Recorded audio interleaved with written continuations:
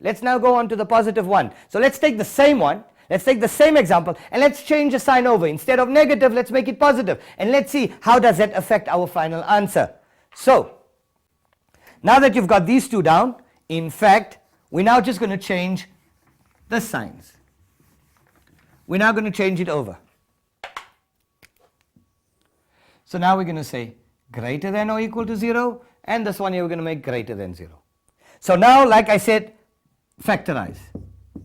Greater than or equal to 0.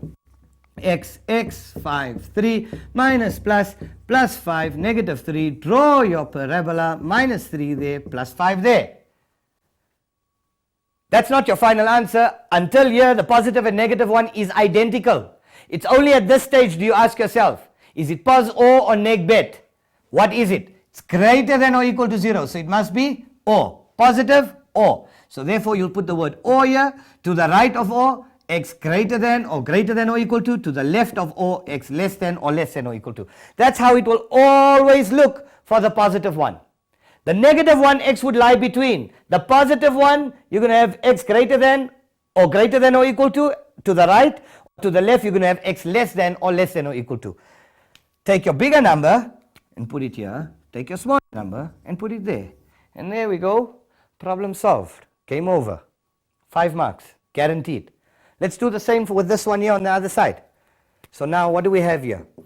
Right, we're going to factorize that. Greater than 0, x, 10, 2, minus plus. That's going to be plus 10. That's going to be negative 2. Draw this, minus 2. Put 10 there.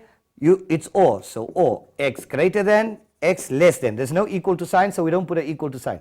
Bigger number there, smaller number there. Finish. Problem solved. 6 marks.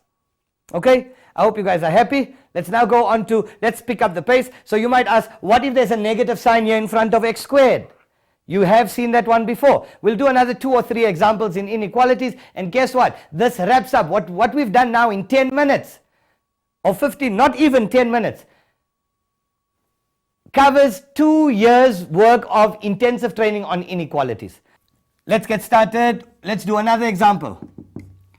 I tell you x into x minus 1 less than or equal to 12. Answer. Let's do this.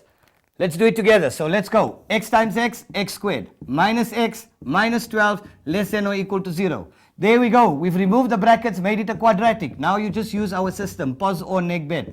X 4, 3 minus plus 4, negative 3. Go there, put this down. Your parabola, you got minus 3 there, 4, less than or equal to 0, negative, between x 4, negative 3, less than or equal to, There we go. Problem solved. Let's choose one more example. You might ask, what if I had minus x squared, plus 3x, plus 10, less than 0. Okay, there we go. Solve for x. Okay, now we know that we need to divide by a negative. Why? Because when we factorize, our coefficient of x squared must always be positive, right? So all we're going to do now is we're going to divide by negative, x squared minus 3x minus 10. We're dividing by negative, but it's an inequality, so when we divide by a negative, our signs change over. That becomes greater than 0. So now, factorize this. So you had time in the break to factorize it. You had x. Your factors of 10 to give you a 3. 5 and 2 minus plus. What are your critical values? Plus 5 and negative 2. Draw our parabola, minus 2 there, 5 there. Greater than 0 or x greater than, x less than. It will always look like this for or. Put the bigger number there, put the smaller number there, and there we go, boys and girls. The problem is solved. Okay?